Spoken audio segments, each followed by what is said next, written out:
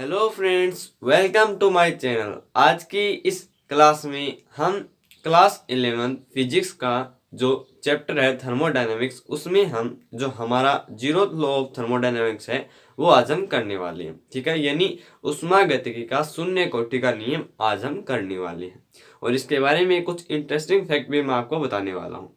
ज़्यादातर आपने सुना होगा उष्मागतिकी का प्रथम नियम, ठीक है, द्वितीय नियम, जैसे गति का प्रथम नियम, द्वितीय नियम, तृतीय नियम। लेकिन उष्मागतिकी में शून्य कोटि का नियम कैसे आया, इसके बारे में भी मैं आपको बताऊंगा। लेकिन उससे पहले हम उष्मागतिकी का शून्य कोटि का नियम कहता क्या है, उससे कुछ रिलेटेड जो चीजें हैं वो हम पढ़ेंगे। उसके बाद में मैं आपको बताऊंगा कि ये कैसे शून्य कोटि का नाम इसका नाम पड़ा। ठीक है, तो स्टार्ट करते हैं और बने रहिएगा वीडियो के अंत तक। ठीक है, बहुत ही इंटरेस्टिंग ये चैप्टर है। आपके आसपास ये आपके सराउंड से जुड़ा हुआ ये चैप्टर है, तो आपको बहुत ही आसानी से समझ में आ जाएगा। ठीक है, तो उससे पहले हम थोड़ी सी कुछ परिभाषाएं देख लेते हैं। ठीक है, एक परिभाषा आती है, जैसे डेफिनेशन आती है निकाय की, कि निकाय क्या होता है। निकाय को इंग्लिश में कहते हैं सिस्टम। ठीक है, और दूसरी अपने ले उष्मीय साम्य। ये दो परिभाषाएं हमारी इस लॉ में काम आएगी। ठीक है, शून्य कोटि का नियम, शून्य कोटि का नियम, इसमें ये दो परिभाषाएं हमारे काम में आएगी। ठीक है, निकाय और उसमें समय। निकाय क्या होता है? निकाय कोई ज्यादा बड़ी चीज नहीं होती, ये वो चीज होती है जिसके बारे में हम स्टडी करते हैं। जैसे मान लीजिए हमने एक पानी का गिलास लिया और हम उसके अंदर उस पानी का अध्ययन कर रहे हैं। उस पानी को हम उस पानी के ऊपर हम ऑब्जर्वेशन कर रहे हैं। ठीक है, उस पानी में हम देख रहे हैं कि वो कैसे हिल रहा है, कैसे नहीं हिल रहा है, उसमें कैसे तापमान में परिवर्तन होता है, कैसे उसके टेम्परेचर में डिफरेंस आ रहा है। तो हम उस पानी को देख रहे हैं, नहीं कि हम उस गिलास को। तो वो पानी क्या हो गया हमारा? वो पानी हो गया हमारा सिस्टम। यानी इस पूरे के पूरे यूनिवर्स यानी ब्रह्मांड के अंदर कोई भी ऐसी चीज जिसके बारे में हम स्टडी करते हैं वो क्या है? निकाय है। उसके अलावा सारी की सारी वो क्या है? इस निकाय को छोड़ करके सारी की सारी चीज, जितनी भी चीजें बचती है वो कहलाती है यूनिवर्स। यानी यूनिवर्स, वो ब्रह्मांड में जितनी भी चीजें हैं इस निकाय को छोड़ करके वो आपकी कहलाती है परिवेश। क्या कहलाती है? परिवेश, यानी इन्वायरमेंट कह सकते हैं आप, इन्वायरमेंट। ठीक है,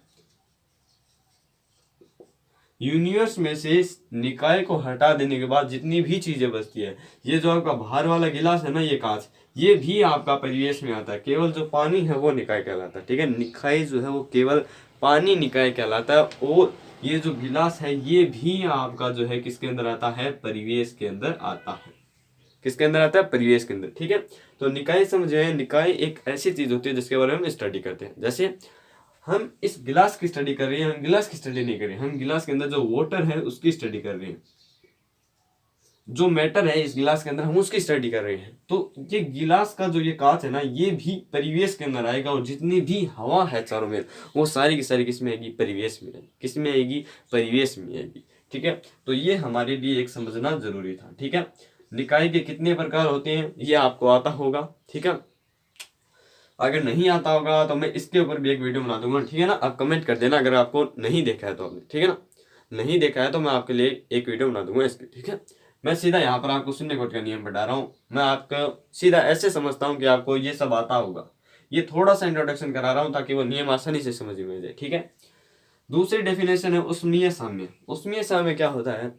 दो वस्तुएं होती है, अगर उनका टेम्परेचर बराबर है तो दोनों उष्मीय साम्य में कहलाती है। जैसे मान लीजिए आपने टेबल में गिलास में चाय डालकर रख दी, टेबल पर चाय डालकर रख दी। पहले चाय गर्म थी, कुछ मिनट बाद चाय ठंडी हो गई। पहले चाय का टेम्परेचर हाई था, फिर चाय का टेम्परेचर लो हो गया। फिर कुछ मिनट और बाद देखोगे तो यहाँ पर जितना टेम्परेचर था उतना ही वो टेम्परेचर बाद में रहेगा। फिर कुछ देर बाद और देखोगे तो यहाँ पर जितना टेम्परेचर था उतना ही रहेगा। यानी केवल टेम्परेचर में डिफरेंस इन दोनों सिचुएशन में है। पहले हाई था फिर लो हुआ, फिर वो उतना ही रहा। तो ये इतना ही क्यों रहा? क्योंकि अब इसका टेम्परेचर इन्वायरमेंट का जो टेम्परेचर है उसके बराबर हो गया है। उसके बराबर इसका टेम्परेचर हो गया, यानी अब ये इन्वायरमेंट के साथ उष्मीय साम्य में आ गया। उष्मीय साम्य मतलब है इक्विलिब्रियम, यानी बराबर। तो ये जो है इसका जो टेम्परेचर है वो जो इन्वायरमेंट है उसके टेम्परेचर बराबर हो गए हैं। तो अब इनमें कोई परिवर्तन नहीं होगा। लेकिन यहाँ पर इसका जो टेम्परेचर था वो हाई था और इन्वायरमेंट का टेम्परेचर लो था। तो ये दोनों बराबर होने में कुछ टाइम लगा और कुछ टाइम के बाद ये दोनों बराबर हो गए, दोनों क्या हो गए, लो हो गए। ठीक है, सामान्यतः जो रूम का जो होता है अपना वो होता है 25 डिग्री सेल्सियस। ठीक है, तो अब इन दोनों का जो टेम्परेचर है वो बराबर हो गया, अब इनमें और कोई चेंज नहीं होगा। तब हम कहते हैं ये जो इन्वायरमेंट और ये जो आपकी चाय है ये एक दूसरे के साथ उष्मीय समय में है, तापीय समय में। यानी किन्हीं भी दो वस्तुओं का अगर टेम्परेचर बराबर है, किसी ए वस्तु का और किसी बी वस्तु का टेम्परेचर बराबर है, तो वो दोनों एक दूसरे के साथ उष्मीय समय में कहलाती है। ठीक है, तो ये हमारी कुछ इंपॉर्टेंट डेफिनेशन थी। अब हम पढ़ेंगे हमारा नियम, और उसके साथ ही मैं आपको वो फैक्ट बताऊंगा कि क्यों हमने इसे शून्य कोटि का नियम कहा, हमने इसे प्रथम नियम या द्वितीय नियम या तृतीय नियम क्यों नहीं कहा। उसके अलावा उष्मागतिकी के दो नियम और हैं, प्रथम नियम और द्वितीय नियम। ठीक है, तो पहले हम शून्य नियम देखते हैं, फिर हम ऑर्डरली देखेंगे कि फर्स्ट लॉ क्या कहता है, सेकेंड लॉ क्या कहता है। पहले हम देखेंगे जो हमारा जीरो लॉ है थर्मोडायनेमिक्स का वो। ठीक है, तो चलो अब नियम लिखते हैं, शून्य कोटि का नियम। ठीक है, जीरोथ लॉ ऑफ थर्मोडायनेमिक्स। ठीक है, उष्मागतिकी का। अब जीरोथ लॉ क्या कहता है, मैं यहाँ पे लिख देता हूं, यदि दो, ऐसे नहीं लिखते, यदि दो निकाय अलग अलग रूप से, यदि दो निकाय अलग अलग रूप से किसी तीसरे निकाय के साथ तापीय साम्य में है, तो वे परस्पर भी तापीय साम्य और उष्मीय साम्य दोनों एक ही है। ठीक है ना, तो वे परस्पर भी तापीय साम्य में होंगे। तापीय साम्य और उष्मीय साम्य दोनों एक ही है। ठीक है, यदि दो निकाय अलग अलग रूप से किसी तीसरे निकाय के साथ तापीय साम्य में है, तो वे परस्पर भी तापीय साम्य में होंगे। और यही हमारा उसमें दिया, शून्य कोटि नियम में कुछ नहीं है। बस आप देखो ध्यान से, ये मान लो हमने एक निकाय लिया। ठीक है, ये एक निकाय लिया। ठीक है, ये मान लो इसका टेम्परेचर अपने TA। ठीक है, फिर ये एक दूसरा निकाय लिया, यहाँ पर बीच में एक दीवार हमने लगा दी जो कि सुचालक दीवार है। ठीक है, सुचालक दीवार है, यानी इससे उस इधर जो उष्मा का चलन है वो इधर जा सकती है। फिर हमने एक इधर निकाय और लगा दिया। निकाय का मतलब है कुछ ऐसी वस्तुएं जोड़ दी जिनका टेम्परेचर अलग अलग है। ठीक है, ये भी जो है दीवार लगा दी यहाँ पे हमने सुचालक दीवार, यानी जिससे उष्मा का परिवहन हो सकता है। और यहाँ पर हमने एक ऐसी दीवार लगा दी, यहाँ पे ऐसे हम कर देते हैं। ठीक है, यहाँ पे हम कुछ अलग करते हैं ताकि कुछ अलग दिखे, क्योंकि ये अलग दीवार है। ठीक है, यहाँ पे मान लो हमने ये दीवार लगा दी। अब ये कोई सी दीवार है, इस दीवार से उष्मा का परिवहन नहीं हो रहा, यानी ये उष्मा की कुचालक है।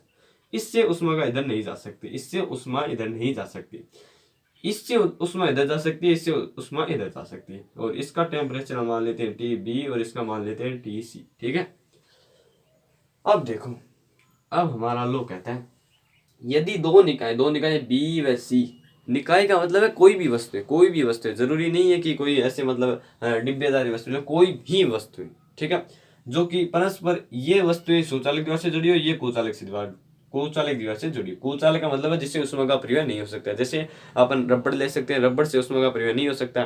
ठीक है, और यहाँ पर हम ले सकते हैं स्टील, तो स्टील से उष्मा का आदान प्रदान हो सकता है।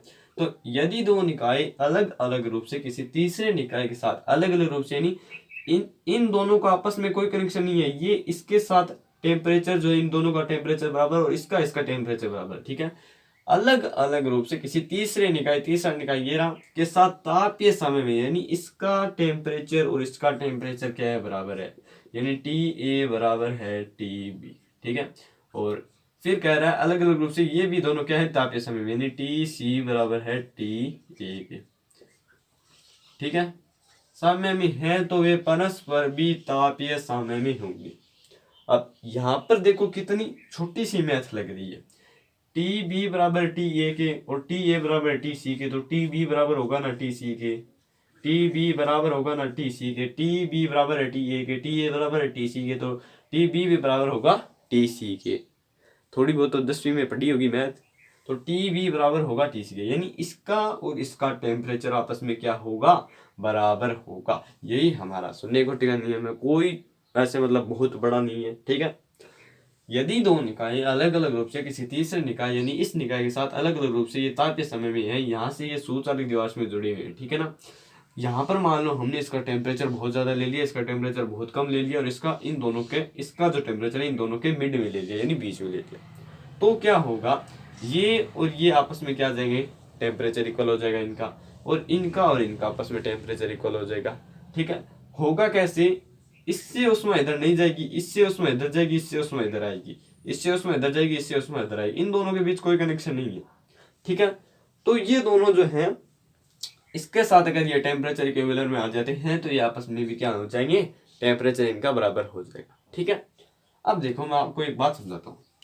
पहले हमने इन दोनों के बीच दीवार लगाई सुचालक, ठीक है, यानी जो जिससे उष्मा का परिवहन उसके, और यहाँ पर हमने लगाई थी कुचालक। ठीक है, अब देखो हम अब वही निकाय ले रहे हैं, ये अपना TA है और ये अपना TB है और ये अपना TC है।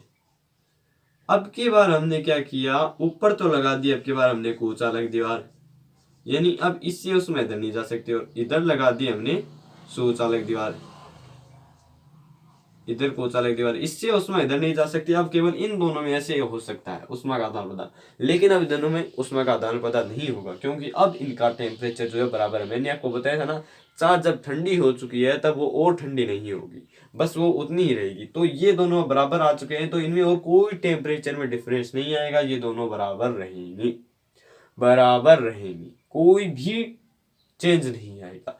जब तक इनका जो टेम्परेचर है यहाँ तक ये एक से इक्विवेलेंट में नहीं आ जाएंगे, यानी तीनों एक साथ तापीय समय में नहीं आ जाएंगे, तब तक इनमें चेंज होगा, और एक समय के बाद इनमें चेंज होना बंद हो जाएगा, और ये सारे के सारे आपस में तापीय समय में हो जाएंगे, और इसे ही हम शून्य कोटि का नियम कहते हैं। यहाँ पर हमने मैथमेटिकली भी सिद्ध कर दिया, ज्यादा यहाँ पर मैथ नहीं लगी है। ठीक है, थोड़ी सी हवा लगी है मैथ की। ठीक है, समझे। तो ये आपका उष्मागतिकी का शून्य कोटि का नियम है।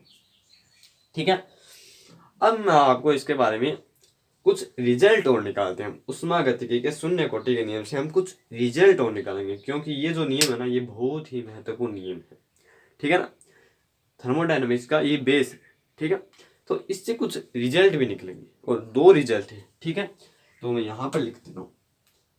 पहला रिजल्ट है ताप की अवधारणा, इससे हमें ताप की अवधारणा का पता चलता है। ठीक है, यानी टेम्परेचर के यहाँ से हमें डेफिनेशन प्राप्त होती है। दूसरी हमें प्राप्त होता है ताप की दिशा, या उष्मा प्रवाह की दिशा लिख देते हैं, उष्मा प्रवाह की दिशा। ये 2 चीजें हमें शून्य कोटि के नियम से प्राप्त होती है। ठीक है, अब मैं ये समझाऊंगा, आप सुनिएगा ध्यान से। ठीक है, लिख भी सकते हैं। ताप की अवधारणा का मतलब है, ये जो शून्य कोटि का नियम हमने पढ़ा, तो इससे हमें एक ऐसी राशि प्राप्त होती है, या हमें ताप की परिभाषा प्राप्त होती है, टेम्परेचर की डेफिनेशन प्राप्त होती है।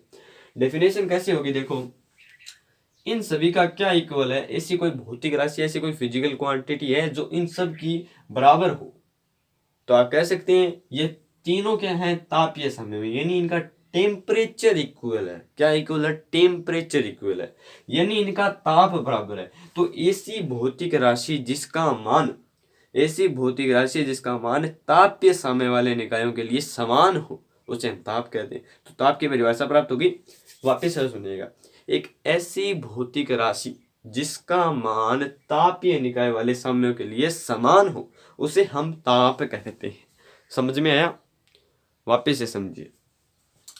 एक ऐसी भौतिक राशि जिसका मान तापीय समय वाले निकायों के लिए समान हो, उसे हम ताप कहते हैं। ठीक है, ये एक हमें शून्य कोटि नियम से ताप की परिभाषा प्राप्त हुई है। ठीक है, लिख सकते हैं, वापिस से सुनिएगा। एक ऐसी भौतिक राशि जिसका मान तापीय समय वाले निकायों के लिए समान हो, या उष्मीय समय वाले निकायों के लिए समान हो, यानी सब में बराबर हो, तो वो एक ही कॉमन चीज है, वो है टेम्परेचर। ठीक है, टाइम लगा है टेम्परेचर बराबर होने में, लेकिन हो गया है, तो वो है टेम्परेचर। तो यहाँ से हमें टेम्परेचर की डेफिनेशन ये प्राप्त होती है। दूसरी जो हमें प्राप्त होती है वह है उष्मा प्रवाह की दिशा। उष्मा प्रवाह की दिशा का मतलब क्या है, अब देखो, अब यहाँ पर हमने क्या लगाई, कुचालक दीवार लगाई, यहाँ पर शौचालक दीवार लगाई। यहाँ पर हमने टेम्परेचर हाई लिया था, ठीक है, हाई लिया था, और यहाँ पे मिड का लिया था, और यहाँ पे लो लिया था, ठीक है, ऐसे ही तो बताया था मैंने आपको। तो बताइए, ये वस्तु बराबर होने के बाद, यानी ये जब स्थिति आ जाएगी, तब इस वस्तु का टेम्परेचर कैसा रहेगा, इसका कैसा रहेगा, और इसका कैसा रहेगा, इनके टेम्परेचर में कैसा डिफरेंस आएगा, थोड़ा सा सोचिए, थोड़ा सा सोचिए, मैं बताता हूँ। देखो, इसका टेम्परेचर थोड़ा सा लो हो जाएगा, इसका थोड़ा सा ऊपर हो जाएगा, ठीक है, तो ज़्यादा नहीं होगा, और इसका जो है वो भी थोड़ा सा ऊपर हो जाएगा, इसका जो है वो लो होगा, इन दोनों का ऊपर होगा, इसका लो होगा। क्यों होगा, क्योंकि उष्मा का प्रवाह सदैव उच्च ताप वाली वस्तु से निम्न ताप वाली वस्तु की ओर होता है। यहाँ पर टेम्परेचर कम था, यहाँ पर टेम्परेचर ज्यादा था, बीच में शौचालय दीवार थी, तो कुछ टेम्परेचर यहाँ से चल करके यहाँ आ गया, तो ये वस्तु थोड़ी सी गर्म होगी। फिर इस वस्तु का टेम्परेचर और भी डाउन था, तो इसका टेम्परेचर थोड़ा हाई है इसके रेस्पेक्ट में, इसकी तुलना में, तो इससे टेम्परेचर थोड़ा इधर आ जाएगा, और ऐसे होते होते तीनों एक दूसरे के साथ क्या आ जाएंगे, ताप ये समय में आ जाएंगे, लेकिन बीच में इनके कोई कनेक्शन नहीं है। और जब हम ये कनेक्शन हटा के ये कनेक्शन जोड़ते हैं, तो इनके बीच कोई जो है आदान प्रदान नहीं होता है, क्योंकि अब इनके बीच जो है सारी प्रक्रिया खत्म हो चुकी है, ठीक है, जो होना था वो हो चुका है, ठीक है। वापिस से समझिएगा, उष्मा प्रवाह की दिशा जो है वो वापिस से समझिएगा। उष्मा प्रवाह की दिशा मतलब है, हमें उष्मा गति की शून्य कोटि के नियम से उष्मा प्रवाह की दिशा का पता चलता है कि उष्मा का प्रवाह सदैव उच्च ताप वाली वस्तु से निम्न ताप वाली वस्तु की ओर होता है। कैसे होता है, इसका टेम्परेचर हाई था, इसका मिड था, इसका लो था। अब ऐसा तो है नहीं ये लो वाला टेम्परेचर और लो हो जाएगा और ये सभी लो हो जाएंगे। एक बात और बताना भूल गया, इनके चारों ओर जो है, इनके चारों ओर कुछ ऐसा लगा है जिससे उष्मा बाहर नहीं जा सकती, यानी उष्मा इनके अंदर ही रहेगी, ठीक है। ऐसा कुछ लगा है इनके चारों ओर जो इनको उष्मा को बाहर नहीं जाने देगा। जैसा आपकी बोतल आती है ना, गर्म पानी की बोतल आती है, वो लगा है थर्मल, ठीक है, उससे उष्मा बाहर नहीं जा सकती, थर्मल लगा है, ठीक है। तो इनका टेम्परेचर अंदर ही रहेगा, अंदर रहेगा मतलब वो टेम्परेचर तो उतना ही रहेगा, ठीक है। इसका थोड़ा सा लो हो जाएगा, इसका थोड़ा सा हाई हो जाएगा, इसका भी थोड़ा सा हाई हो जाएगा, तीनों बराबर आ जाएंगे, यानी उष्मा का प्रवाह है उच्च ताप वाली वस्तु से निम्न ताप वाली वस्तु की ओर होता है। ये हमें दूसरा रिजल्ट प्राप्त हुआ है थर्मोडायनामिक्स के जीरोथ लॉ ऑफ थर्मोडायनामिक्स से हमें सेकंड रिजल्ट प्राप्त हुआ है उष्मा प्रवाह की दिशा, और पहला था ताप की अवधारणा यानी कॉन्सेप्ट ऑफ टेम्परेचर, ठीक है। ये दो रिजल्ट हमें प्राप्त हुए शून्य कोटि के नियम से। अब मैं जो इम्पोर्टेंट बात है वो थोड़ी सी बता देता हूँ, ठीक है, बहुत ही इम्पोर्टेंट बात है यहाँ पर कि ये जो शून्य कोटि का नियम है, हमने ज्यादातर गति का प्रथम नियम देखा है, गति का द्वितीय नियम देखा है, गति का तृतीय नियम देखा है, लेकिन गति का शून्य नियम नहीं आया। क्यों नहीं आया, इसका एक कारण है। जो शून्य कोटि का नियम है ये उष्मा गतिकी के प्रथम नियम और द्वितीय नियम के बहुत सालों बाद में आया। ऐसा नहीं है कि ये उनसे पहले आया। उष्मा गति का नियम प्रथम नियम आ चुका था, द्वितीय नियम आ चुका था, उसके बहुत सालों बाद में आया। क्यों आया, क्योंकि ये हमें जो है ज्यादा कुछ नहीं बताता, बस टेम्परेचर के बारे में बताता है, कॉन्सेप्ट ऑफ टेम्परेचर और डायरेक्शन ऑफ द टेम्परेचर, ये हमें दो चीजें बताता है, ठीक है। और इन दोनों का ज्ञान उन नियमों के लिए, उन फर्स्ट लॉ और सेकेंड लॉ के लिए आवश्यक था, जरूरी था। इसीलिए क्या किया गया, ये एक नियम बनाया गया और इसको उन नियमों से पहले पढ़ने के लिए उसको शून्य कोटि का नियम नाम दे दिया गया, ठीक है। उसका नाम तो बाद में आया है, पहले और दूसरे नियम के बाद में आया है, लेकिन उसको नाम दिया गया शून्य कोटि का नियम, यानी प्रथम नियम से पहला, जो उसका ज्ञान जरूरी था फर्स्ट लॉ और सेकेंड लॉ के पढ़ने के लिए। इसलिए साइंटिस्ट ने इसका नाम शून्य कोटि का नियम दिया, यानी पहले नियम से पहले इसको पढ़ना होगा ताकि एक ऑर्डरली सिस्टम चल सके, ठीक है। तो I hope you like this video, and आगे की इस क्लासेज में मैं आपको बताऊंगा फर्स्ट लॉ ऑफ थर्मोडायनामिक्स, ठीक है। और अगर आपको सिस्टम्स के बारे में पढ़ना हो, टाइप्स ऑफ सिस्टम, तो मेरे कमेंट कीजिएगा, मैं आपको ज़रूर बताऊंगा। और मेरे चैनल को सब्सक्राइब कीजिए, यहाँ पर आपको ऐसी वीडियो मिलती रहेगी। तो थैंक्स दोस्तों, एक बार फिर से आपको।